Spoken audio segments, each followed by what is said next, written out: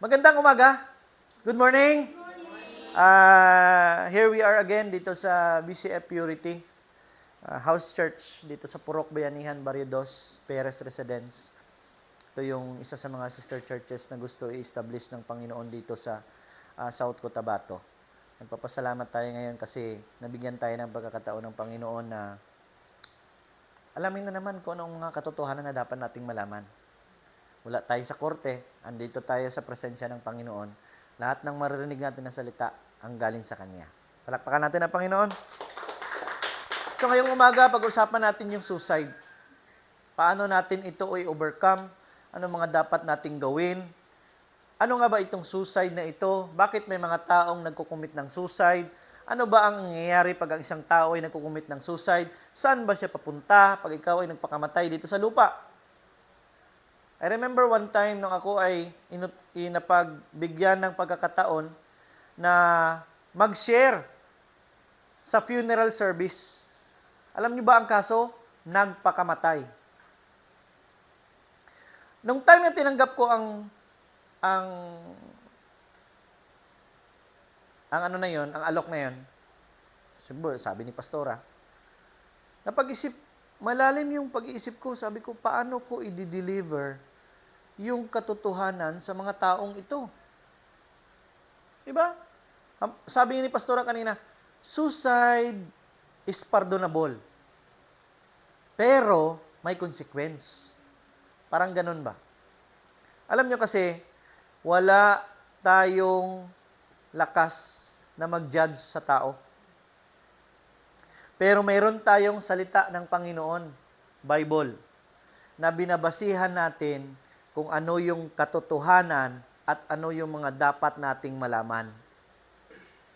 Okay? Ngayon, kapag, example ko na lang para medyo maganda yung ating mensahe ngayon. Mas ibibless pa yung tao or mas may magkaroon pa ng kaligtasan yung isang tao na namatay, nagpakamatay gamit ang pagpatiwakal kaysa isang tao na nakita na namatay sa hotel.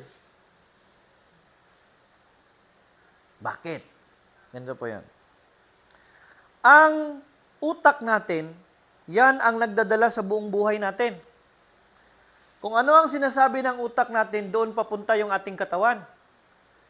Ibig sabihin, pag sinabi ng utak mo, pumunta ka doon sa KCC Mall at magbili ka ng ice cream, yung katawan mo makikita doon sa KCC Mall. At yung ginagawa mo, makikita na bumibili ka ng ice cream. Ganun ka-powerful yung utak natin. Babalikan natin yung dalawang sitwasyon. Yung isang taong nakita sa hotel na may kasamang kabit, posible, hindi naman tayo nag-judge, sinasabi ko sa inyo, na ang iniisip niya, kasi uminom siya ng Viagra eh. Alam niyo kasi ang Viagra, mataas yung palpitation ng puso mo niyan. Ang kadalasang ikakamatay mo diyan ay heart attack. Nang andun ka sa kabit mo, naiisip mo ba ang Panginoon? Hindi. Ang iniisip mo, pita ng laman, kasiyahan mo. Sa kabila naman tayong sitwasyon. Yung isang taong parang wala na talagang pag-asa yung buhay niya sa kanyang palagay, ay kumuha ng tali at nagpakamatay. Babalikan natin yung story ni Jesus at saka yung dalawang magnanakaw sa cross. Yung dalawang magnanakaw, katabi si Jesus sa cross. Ano ang sabi ng isang magnanakaw? Karapat-dapat ka lang ipako sa cross kasi may kasalanan ka. Sumagot yung isa, hindi, tayo lang dapat ang ipako dito kasi tayo lang ang may kasalanan. Siya, wala siyang kasalanan. Anong sabi ng isa? Panginoon, isipin mo ako pag andun ka na sa iyong kaharian. Ano ang sabi ni Jesus? Ngayon mismo, kasama ka sa aking kaharian. Now, ano ang koneksyon nito sa isang taong nagkuha ng tali at saka nagpakamatay? Posible, sa huling hininga niya, Lord, Patawarin mo ako. Alam nyo kasi ang pagmamahal ng Panginoon, kahit andun ka na sa bingit ng kamatayan, hahabulin ka pa rin. Ganun ang pagmamahal ng Panginoon. Nakita nyo ang difference? Yung sa hotel at saka yung nagpakamatay. Kaya pag-usapan natin ngayon, bakit may mga suicide? Okay? Kailangan nating ipanalo yung buhay natin. Hindi tayo magpapatalo sa suicide na yan. Amen? Ngayon, sabi ng salita sa 3 John 2, na mula sa namumuno sa iglesia, mahal na kaibigang Gayos, na lubos kong minamahal, idinadalangin ko na maging malusog ka at sanay na sa mabuting kalagayan tulad ng buhay mong espiritual na alam kong nasa mabuti ring kalagayan. Kung gusto mong mapalayo sa suicide, huwag kang mamuhay sa laman. Huwag kang mamuhay based sa ating flesh. Kaya kailangan nating ma-born again. Ulitin ko, kailangan nating ma-born again. Pinanganak tayo physically, that is flesh. Andyan yung suicide. Dapat tayong ipanganak spiritually. Pag ikaw bagong panganak, may nalalaman ka ba? Wala. Kailangan ka pang turuan. Kailangan ka pang alalayan. Pag ikaw ipapanganak sa espiritu, bagong kapanganak ka pa lang, kailangan mong tumubo. Kailangan mong lumaki. Kailangan mong malaman ang mga bagay na dapat mong malaman. Kaya kailangan nating palaguin ang ating espiritu kaysa sa ating tiyan. Hallelujah. Di ba? Minsan kasi kadamihan sa atin, Lord, alam ko, liliit din. Darating ang panahon. Pakisabi sa katabi mo, desisyon lang. Ang mga taong naramdaman yung pagmamahal ng Panginoon at sila ay naniniwala na sila talaga ay minahal ng Panginoon, ay malayo sa tinatawag nating suicidal. Or, sa Tagalog, pagpapakamatay. Alam natin na ang pagpapakamatay ay hindi sa Diyos. Ito ay sakay Satanas. Ngayon, bakit maraming tao ang nagpapakamatay? Nabalitaan niyo po yung Kapa Almamico. Yung panahon na yon, lahat ng tao bininta ang kanilang ari-arian at itinanim doon sa Kapa at Almamico dahil gustong yumaman ng maraming pera. Dumating ang time na biglang nagsara at nagkandalugi-lugi dahil naloko na. Anong ginawa ng mga taong mayroong problema na mabigat? Nagpapakamatay. Dahil hindi kayang dalhin ang bigat ng problema sa utak nila. Ito ang unang source kung bakit ang isang tao ay nagpapakamatay. Depressed. Huwag nating isisi sa Panginoon ang ating mga sitwasyon, ang ating kahirapan. Dahil tayo mismo nagdesisyon sa buhay natin kung ano ang maging gusto natin sa buhay natin. Ulitin ko po, walang maling aksyon kung walang maling desisyon. Amen?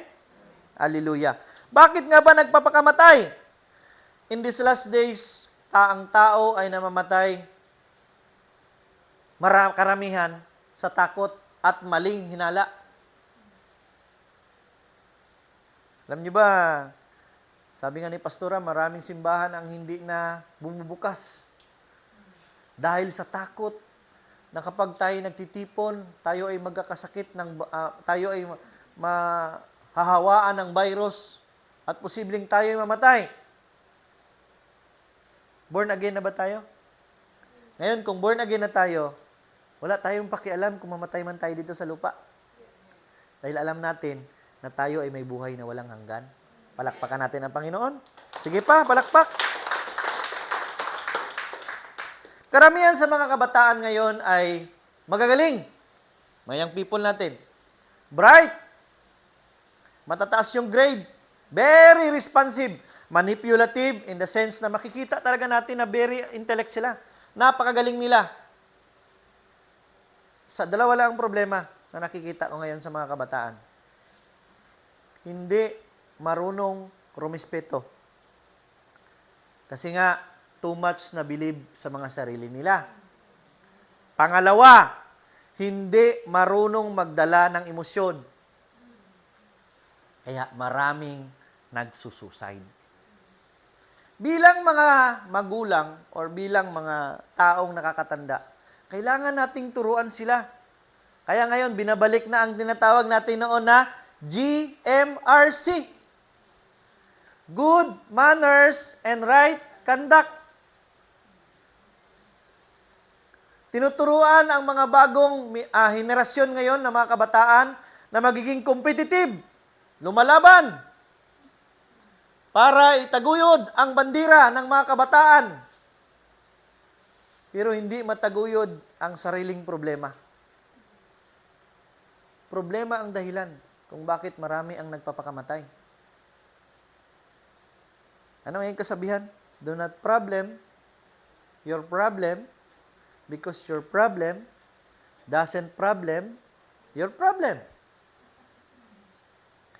Huwag mong problemahin ang problema kasi ang problema ay hindi naman pinoproblema ang problema mo. Masyado tayong advance mag-isip. Hindi natin nakikita yung ating present situation ngayon. Hallelujah? So sabi niya sa kanyang salita, kailangan muna nating punuin yung ating sarili. Yung ating mga kaluluwa, yung utak natin dyan. Palitan ang mga dapat palitan. Sino ba dito nakaranas na gumamit ng tire na malapit ng pumutok, gagamitin pa rin yung tire? Anong mangyayari? Disgrasya. Ang Diyos hindi niya gusto na madisgrasya tayo. Gusto niya na sigurado tayo araw-araw. Kaya, pag nakikita natin na kailangan ng palitan, palitan. Ulitin ko po, hindi ako naniniwala na ang Ilocano ay kuripot. Ulitin ko yan. Bakit? Hindi sa tribo yan. Sa tao at espiritu yan. Palakpakan natin ang Panginoon. Kailangan lang i-correct ang mga bagay nga dapat i-correct. Kasi minsan nagagamit na ng mali ang Christian at saka Muslim. Example, may nakitang nagnakaw. Ano yan? Muslim? Hindi. Christian. Sa kabilang dako na naman, ano yan? Muslim? Hindi. Ano yan? Christian? Hindi. Muslim. Sabihin ko sa inyo, ang Islam ay hindi nagtuturo na magnakaw. Lalong-lalo na ang Biblia ay hindi nagtuturo magnakaw. Huwag mong gamitin sa mali na term yung mga bagay. Like for example, Muslim at Christian. Ang kasalanan ay kasalanan. Okay? Nakukuha ba natin yung mensahe ngayon? Ngayon, biblically, ang suicide ay kasalanan. Pakisabi sa katabi mo, kasalanan. Usually na maririnig mo sa mga kabataan ngayon, ano pakialam nyo, buhay ko ito. Sabihin ko sa inyo, nung ako ay maliit pa, kasagsagan ng aking high school life, ako yung taong very rebellious. Wala akong pakialam kung anong mangyari sa buhay ko. Basta't gusto ko, gusto ko. Mamatay man ako, bahala na mamatay ako. Ganon yung ugali ko. Kaya siguro hindi ako nakapasok sa military. Kasi baka maaga akong namatay. Kasi ang kailangan sa military ay pasensya. Emotional management. Amen? So ngayon, sabi niya sa Romans 15:13, nawa ang Diyos na nagbibigay sa atin ng pag-asa, ang siya ring magbibigay sa inyo ng buong kagalakan at kapayapaan dahil sa inyong pananampalataya sa Kanya, para patuloy na lumago ang inyong pag-asa sa pamamagitan ng banal na Espiritu. Ang taong naniniwala sa pag-asa, hindi nagpapakamatay. Amen. Ginamit ni Pastora kanina yung suicide bomber. Bakit meron silang lakas ng loob? na gamitin, magpakamatay sila. Dahil mali ang kanilang nakuhang impormasyon. Hindi nila nalaman yung katotohanan. Sabihin ko sa inyo, kung alam mo ang value mo, hindi mo kukunin yung buhay na sinasabi mong iyo. Hallelujah? Kaya nga, kung tayo ay naniniwala sa pag-asa na sinasabi, araw-araw mayroon talaga tayong lakas harapin ang problema, alamin ang solusyon sa mga bagay-bagay. Bakit na mga kabataan ngayon nagpapakamatay? Kasi tamad maghanap ng solusyon. Period. Dahil ang alam lang nila, instant ang lahat. Hindi sanay humarap sa problema. Ganon ang sitwasyon natin ngayon.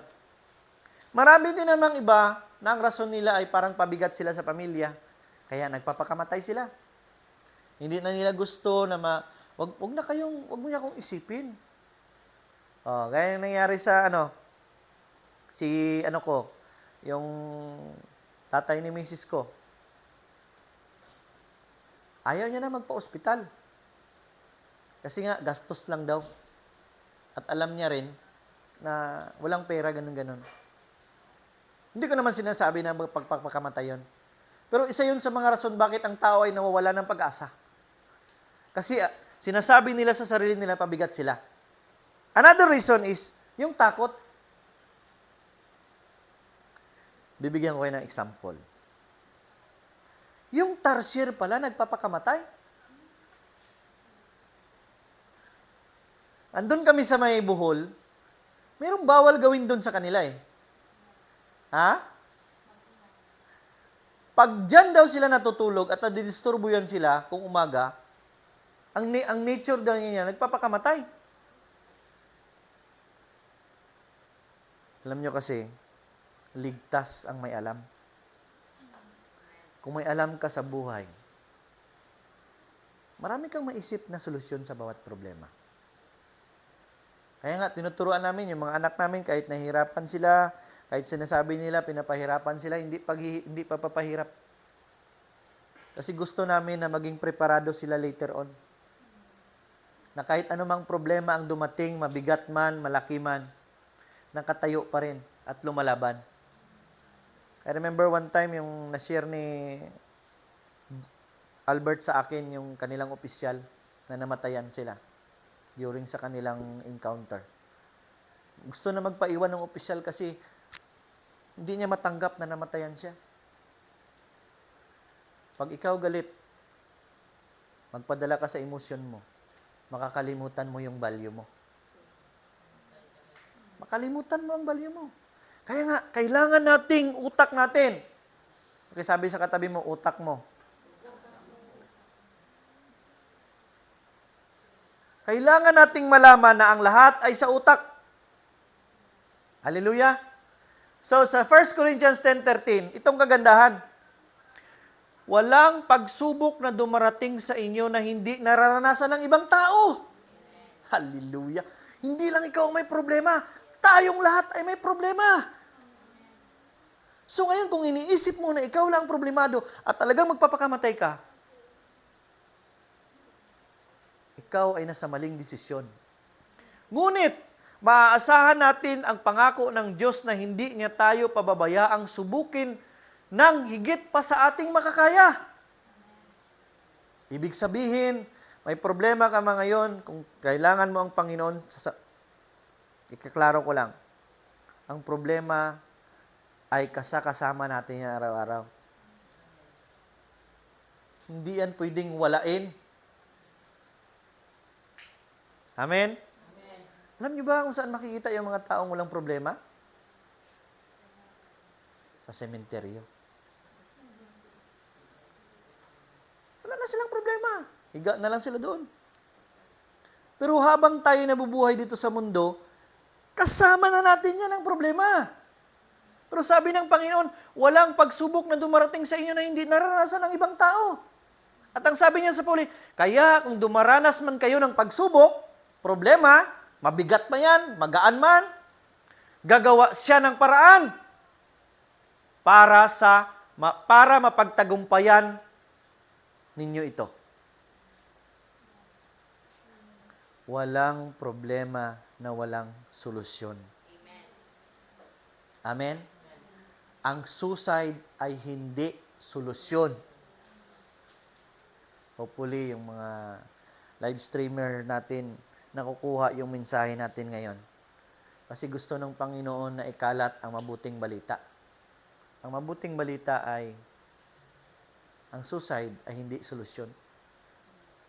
Amen? Hallelujah? Now, ang Panginoon ay palaging nagbibigay ng daan na ikaw ay bigyan ng solusyon sa problema mo.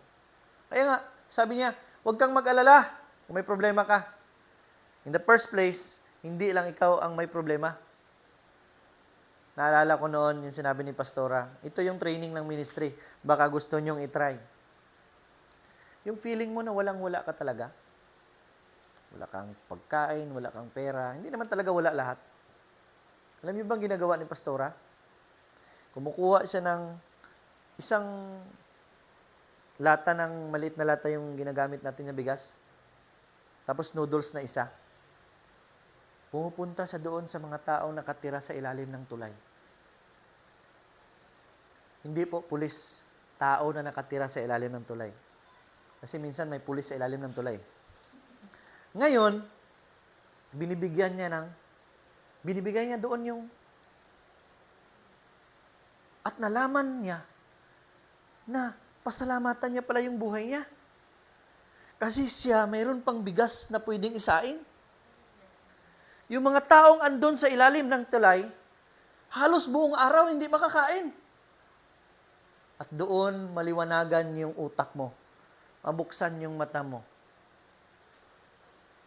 Na lahat pala ng problema may solusyon. Mai-encourage ka everyday na harapin ang lahat. Amen? Ano ang na-receive niya? Kasiyahan. Lord, salamat. Hindi lang pala ako ang may problema ng ganito. Pag ikaw failure sa isang bagay, huwag mong sabihin na failure ka na sa lahat. Kung hindi ka marunong kumanta, huwag mong sabihin na hindi ka na marunong sa buhay. Hallelujah? Kung ano yung problema, yun lang. Hallelujah? Next, in Romans 8:5-6. Sabi niya, sapagkat ang mga taong namumuhay ayon sa kanilang makasalanang pagkatao ay walang ibang iniisip kundi ang nais ng kanilang pagkatao. Katawan. Ito ay kamatayan. Ang Espiritu ang siyang buhay. Hopefully, the Holy Spirit will give understanding sa ating mga young people ngayon nandito. Kahit yung ating mga kabataan. Kasi kailangan nating maintindihan ito. Itong mga young people na ito yung kailangan natin ng mga generation. Gusto ko nga mag-join sila sa mission para makita nila. Alam niyo ba, sabi ng mga anak namin kahapon, iba pala talaga pag andun ka na sa mission, kaysa magligo ka lang sa swimming pool. Walang tigil yung kanilang pasasalamat. Kasi nakikita nila in actual. At nadidevelop ang kanilang sarili. Nakikita nila na ganito pala yung sitwasyon ng mundo. Kaya dapat kong palakasin ang sarili ko dahil alam ko sa susunod, ako na naman. Ganon ang training ng BCF. To God be the glory. Hallelujah? Pero ang tao namang namumuhay ayon sa banal na Espiritu ay walang ibang iniisip kundi ang nais ng banal na Espiritu. Hindi mo na iniisip yung sayo. Ang isipin mo kung ano ang gusto ng Diyos. Hindi ang gusto ng sarili mo. Gusto mong magpakamatay, pero ang sabi ng Panginoon, hindi. Hallelujah? Ito ay testimony. Merong isang taong tumawag kay Pastora. Pastor Marlene Hubero. Pastor, magpapakamatay ako. Ganun yung usapan.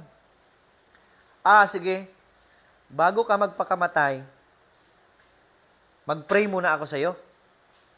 Ganun mga senaryo, no? Ang ganda ng senaryo ba? Hanggang sa nasabi ni pastora lahat ng mga dapat niyang malaman, akala ni pastora nagpakamatay na talaga. Kinabukasan, pumunta sa bahay niya, nagdala ng bigas at saka ibang mga pagkain. Oh, akala ko nagpakamatay ka. Anong nangyari sa iyo? Bakit ka sabi niya, pastor, na-slide ako. Hindi ko na lang tinuloy. Yun po ang kapangyarihan ng katotohanan.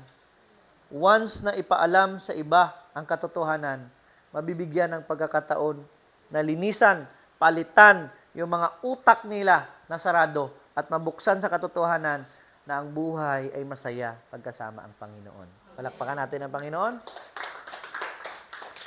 So in Romans 12 verse 2, sabi niya, huwag ninyong tularan ang mga pag-uugali ng mga tao sa mundong ito. Hayaan ninyong baguhin kayo ng Diyos sa pamamagitan ng pagbabago ng inyong mga isip. Ibig sabihin, hindi pala sa damit, hindi sa sapatos, hindi sa color ng buhok, kundi sa utak. Doon mag-uumpisa ang pagbabago. Once na nabago ang utak mo, magbabago ang buhay mo. I remember one time, marami na rin sa ating mga kapatid na mga Muslim ang nakapag-aral. And marami akong classmates sa SKSU na open-minded sila. Iba ang kapangyarihan ng may alam. Marami ang nagpapakamatay kasi walang alam. Marami naman ang nakapag-aral na sarado ang utak na malaman ang katotohanan, kaya nagpapakamatay. Kaya, hayaan ninyong baguhin kayo ng Diyos sa pamamagitan ng pagbabago ng iyong isip para malaman ninyo ang kalooban ng Diyos kung ano ang mabuti, ganap, at kalugod-lugod sa kanyang paningin. Totoo lang, maraming beses na rin akong dumating sa buhay na magpakamatay.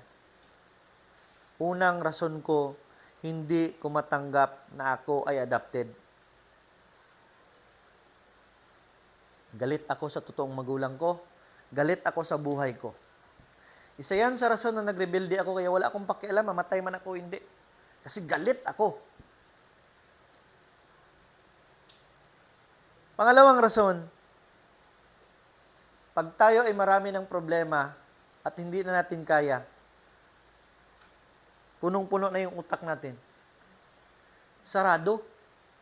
Kaya nga sabi ng Panginoon, tumawag ka sa akin.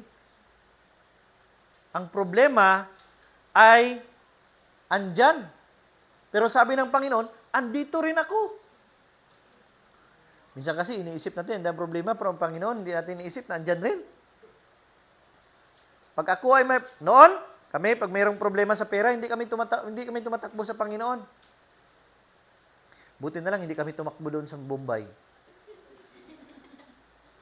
Kahit linggo ngayon, nagsiservice tayo dito, mayroon nag-horn dyan sa labas at mga Bombay nag-aantay. Dumadami sila ngayon sa Pilipinas. Ibig sabihin, dumadami yung mga mangungutang ng Pilipinas. Di ba? So, mabubuksan yung ating mga mata, malilinawan yung ating isip, at sisiguraduhin ng Panginoon na ang pagpapakamatay ay walang lugar para sa buhay mo. Pag siya ay pinapasok mo sa buhay mo. Palakpakan natin ang Panginoon. Hallelujah. So, in Proverbs 4 verse 23, higit sa lahat, ingatan mo ang iyong isipan. Ano ba iniisip mo ngayon? Ako ay isang teacher. Malalaman ko ang isang estudyante kung nakafocus o wala. Malalaman ko ang sitwasyon ng isang bata na physically present, mentally absent. Bakit? Kasi ako noon ganun. Nakaupo ako sa harap ni teacher, pero yung utak ko andun sa bayabas. Baka maunahan ako ng aking mga kaklase, dapat ako ang mauna. Ganun yung buhay. Kita niyo ang power ng utak. Kaya nga, pag anong pinapasok mo sa utak mo, sabi ng salita, higit sa lahat, ingatan mo ang iyong isipan sapagkat kung ano ang iyong iniisip, yun din ang magiging buhay mo. Kung nilalagay mo sa utak mo na ikaw ay mahirap, ay talagang mahihirap ka. May salamin tayo dito. Alam mo yung salamin, malaking tulong yan. Harapin mo yung sarili mo sa salamin. Gwapo ako. Maganda ako. Gwapo ako. Sinasalita mo sa bunganga mo na nandidinig ng iyong tenga. Palagi mong isasabihin yan araw-araw. Yan ang nilalagay mo sa utak mo. At makikita mo yung sarili mo, inaayos mo na, pinapaganda mo. Dahil yun ang pinapapasok mo sa utak mo. Lakpakan natin ang Panginoon. Yung iniisip mo, yun ang magdadala sa iyo sa destiny mo. Iniisip mo mapakamatay, doon ka sa impyerno. Kasi yun man ang gustong i-direct mo sa buhay mo.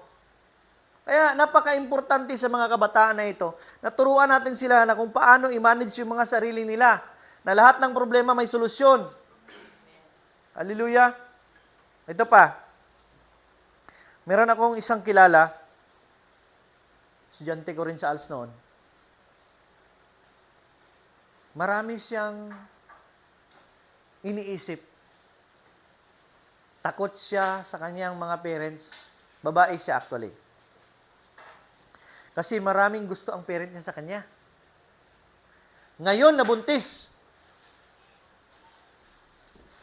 Pagkabuntis niya, takot siyang ipaalam.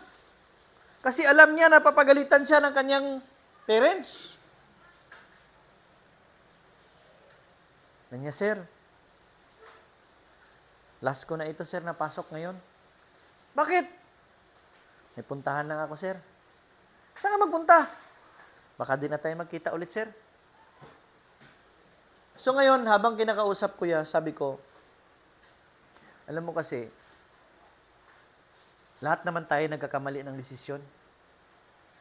Pero wag mong, ito yung sinasabi ni Pastora, wag mong bigyan ng permanenteng solusyon ang temporaring problema mo. Ang pagbubuntis, ang walang pera, lahat dito sa mundo ay temporary yan na problema. Huwag mong bigyan ng permanent na solusyon na magpapakamatay ka. Hallelujah. Kaya nga, iniisip yon din ang magiging buhay mo. Kung anong nilalagay mo sa isip mo, yun talagang igagalaw ng katawan mo. Yun na ang sinasabi ng bunganga mo. Kasi yun ang nalagay sa utak mo. Amen. Bilang mga pinili ng Panginoon, sabi niya, kailangan mong kunin yan dyan yung mga luma. Palitan mo ng mga bago. Gusto niyo magbago? Baguhin yung kasama niyo. Kaibigan mo. I remember one time, meron tayong isang kapatid na bakla. Diyan sa simbahan. Sabi ko sa kanya, gusto mo magbago? Opo, pastor. Baguhin mo ang mga kaibigan mo. Baguhin mo ang environment mo. Bakit ko sinasabi ito?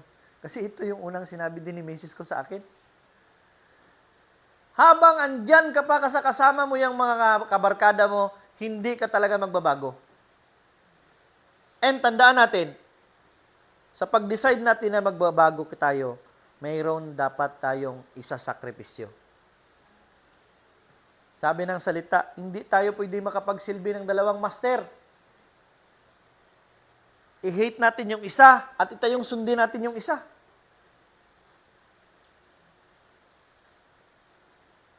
Sinubukan ko. Alam niyo ba ang impresyon ng mga kasamahan ko? Hambog ako, ganito, ganyan, ganyan, ganyan. Pero dahil alam ako, meron akong knowledge, nakayanan kong intindihin sila. At nakikita ko yung sarili ko papalayo sa kanila. Pero hindi. Para sa kanila, mali. Opposite naman talaga ang mundo at ang Diyos. Yung ginagawa natin para sa Panginoon, hindi sumasang-ayon yung mundo. Yung ginagawa naman ng mundo, hindi naman tayo sumasang-ayon bilang andyan sa Panginoon. Kaya araw-araw ay laban. Hindi Japan. Laban talaga na totoo. Kung ano ang desisyon mo, yun ang patutunguhan mo.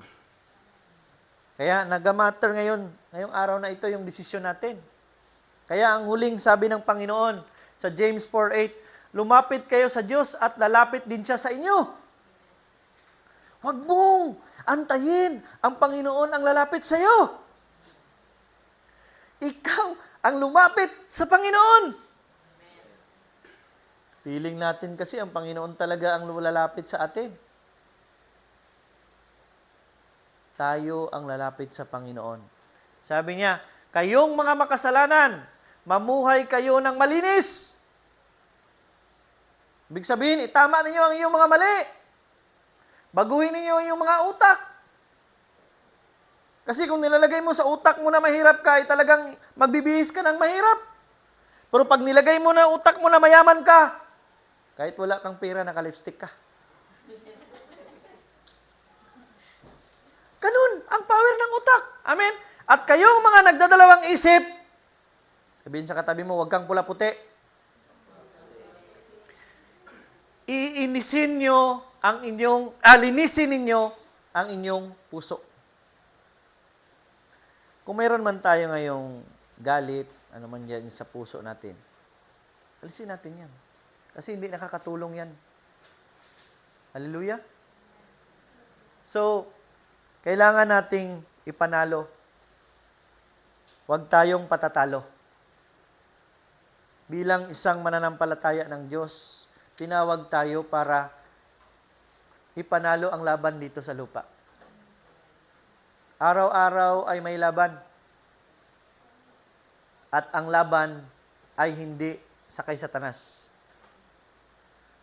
Ang kalaban natin ngayon, sarili natin. Patay na si Satanas. Wala nang kapangyarihan yung kasalanan sa buhay natin. Ang problema niyan, ang sarili natin may kapangyarihan. Kaya nga, hindi pwedeng makialam ang Diyos sa desisyon mo. Ikaw ang mag-decide sa sarili mo. Sabi ng Panginoon, asan kayo, Adan at Eva? Andito kami, Panginoon, nakatago. Bakit kayo nakatago? Kasi hubad kami. Sino nagsabi sa inyo na hubad kayo? At that time, yan ang sitwasyon sa mundo. Palagi nating iniisip yung sarili natin. Hindi natin makayanan ang laban. Dahil believe tayo sa sarili natin. Sabi ng Panginoon, 10% lang ang gawin mo. 90% ang akin.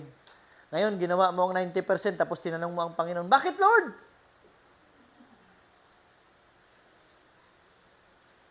%10 is 10%. So hopefully ngayong umaga, dahan-dahang bumubukas yung ating mga puso. Dahan-dahang nakikita, nagdidesisyon tayo na baguhin yung mga iniisip natin. Dahil kung anong iniisip mo ngayon, ganun ka. Hallelujah? So ngayon, tumayo tayong lahat. Hayaan natin ang Panginoon na baguhin yung mga utak natin, yung puso natin. Pikit natin ang ating mga mata. Kausapin natin ang Panginoon sa ating sitwasyon. Alam natin na pag ang Panginoon ang gumalaw, walang problema na walang solusyon. Lahat ng mga bagay dito sa mundo ay mayroong solusyon. Taas natin yung ating dalawang kamay. Tanda ng ating pag-surrender sa Diyos. Hayaan natin siya ngayong umaga na gumalaw siya sa ating sitwasyon. Lahat tayo ay magsabi, Ama naming nasa langit, salamat Panginoon sa araw na ito. Salamat sa katotohanan. Salamat at pinaalam mo sa akin na ako ay iyong iniibig. Ipinadala mo ang solusyon na si Jesus para ako ay kunin para sa kamatayan. Ngayong umaga, dinideclare ko na si Jesus ay ang aking Diyos at ang aking tagapagligtas. Salamat na ang aking pangalan ay inilista mo na sa libro ng mga buhay. Ano man ang mangyari, hindi ako magpapakamatay. Mayroon akong buhay na walang hanggan. Ito ang aking samot dalangin sa pangalan ni Jesus. Amen. So, ngayong umaga, tayo ay mananalangin ako sa inyo. Pikit niyo ang inyong mga mata bago natin tapusin ang mensaheng ito. Hayaan natin ang Panginoon na siyang mangungusap. Panginoon naming makapangyarihan sa lahat, maraming salamat sa araw na ito. Ang bawat katotohanan na nasabi, na ipaalam sa iyong mga pinili, hayaan mo ang iyong banal na Espiritu ang siyang gagabay sa kanila. Saan man sila magpunta, ikaw, Panginoon, ang mag-cover sa kanila ng iyong banal na dugo at ipadala ang libo-libo na mga anghel. Alam namin na walang kapangyarihan si Satanas dahil mas makapangyarihan si Jesus na siyang aming Diyos at tagapagligtas, na siyang magbibigay ng kaliwanagan, na siyang magpapalayo sa amin sa kamatayan, na siyang magbibigay sa amin ng buhay na walang hanggan. Ito ang aming samot dalangin sa pangalan ni Jesus. Ang lahat ay magsabi ng Amen. So, goodbye. God bless everyone. And hanggang sa susunod po, patuloy tayong sasamba sa Panginoon sa Espiritu at katotohanan. God bless everyone.